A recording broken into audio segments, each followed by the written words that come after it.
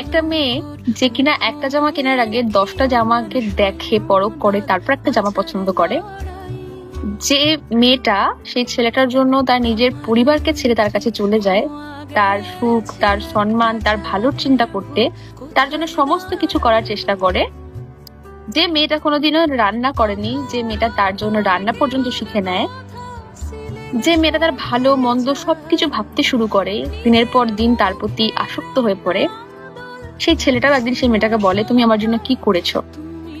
আসলে পৃথিবীটাই এমন যে সবাই পয়সা দিয়ে সমস্ত কিছু বিচার করে। যে পয়সা দিয়ে কিছু করে তার ভালোবাসাটাই মনে করে শ্রেষ্ঠ, আর যে পয়সা দিয়ে করে না, মন থেকে করে, তার ভালোবাসাটা মনে করে তুচ্ছ। তো বোকা কারা জানো? বোকা কারা যারা মন থেকে না পরখ করে ব্রেন থেকে পরখ করে। ভালোবাসাটা সুন্দর, আর ভালোবাসাটা হচ্ছে একটা মায়া, যেটা সবার প্রতি সবার আসে না। আমরা একসাথে অনেকজনকে ভালোবাসতে পারি, কিন্তু আমাদের সবার প্রতি কিন্তু মায়া কাজ করে না।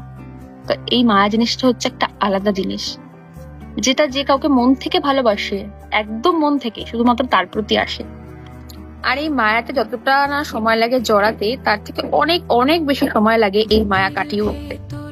তাই কখনো কাউকে মায়ায় ফেলে ভালোবাসাটাকে নষ্ট করো না। ভালোবাসাটা সুন্দর, তাই সুন্দরভাবে এটাকে পালন করো।